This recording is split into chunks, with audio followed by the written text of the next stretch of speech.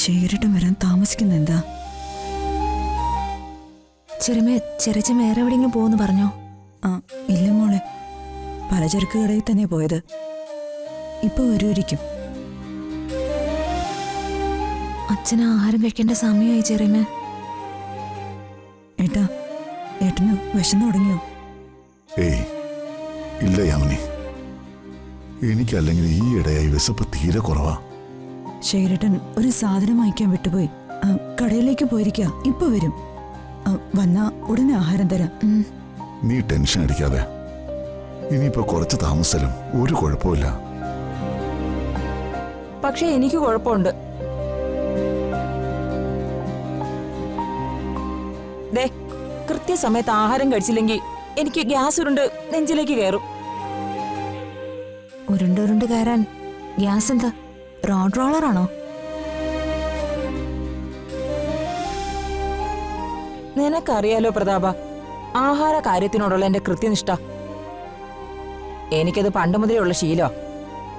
ദേ, വിശപ്പിന്റെ കാര്യത്തിൽ ഞാനൊരു പിശാച. അല്ലാതെ തന്നെ പിശാചാണല്ലോ. എന്താടി ചിരിക്കുന്നേ? ചേച്ചി, ചിരി മറന്നുപോയവരല്ലേ ചേച്ചി നമ്മളെല്ലാവരും. അവര് ചിരിക്കട്ടെ. ചിരിക്കുന്നവരും ചിരിപ്പിക്കുന്നവരും എത്ര ഭാഗ്യവന്മാരാ. അവരുടെ അത്രയും പോസിറ്റീവായ മറ്റൊരു മനുഷ്യരില്ല. കൂടുതൽ ചിരിയേ ആപത്താണെന്ന് പല പണ്ഡിതന്മാരും അഭിപ്രായപ്പെട്ടിട്ടുണ്ട്.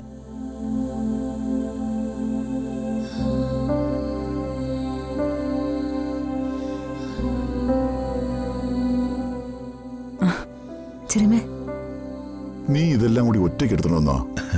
ഓട്ടോക്കാരൻ സഹായിച്ചു കേട്ടോ. ഇങ്ങെടുക്ക്. ആ, നിനക്കിതൊന്നും ശീലമില്ലാത്തല്ലടാ. അതിനെന്താ കുഴപ്പം?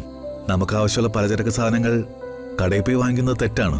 ഏട്ടാ, ഒരു 10 മിനിറ്റ് ഇപ്പൊ റെഡിയാക്കാം. മോള് വാ.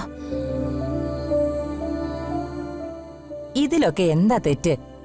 IAS-കാര്, IPS-കാര്, ഡോക്ടേഴ്സ്, എഞ്ചിനീയേഴ്സ് അവരവരുടെ ഭാര്യമാരെയും കൂട്ടിക്കൊണ്ടു വന്നാ സൂപ്പർ മാർക്കറ്റിൽ നിന്ന് സാധനങ്ങൾ വാങ്ങുന്നത്.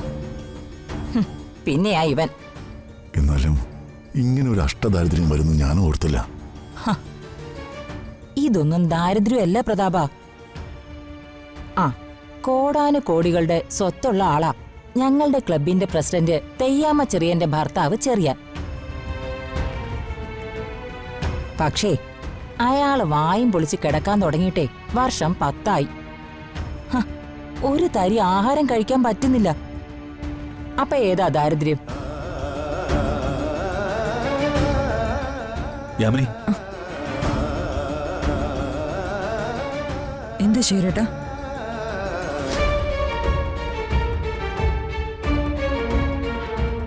ഇതാ.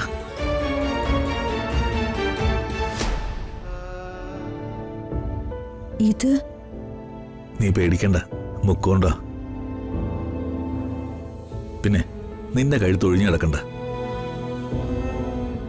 മാത്രമല്ല, ഏട്ടനൊരു സംശയത്തിന് ഇട കൊടുക്കണ്ട.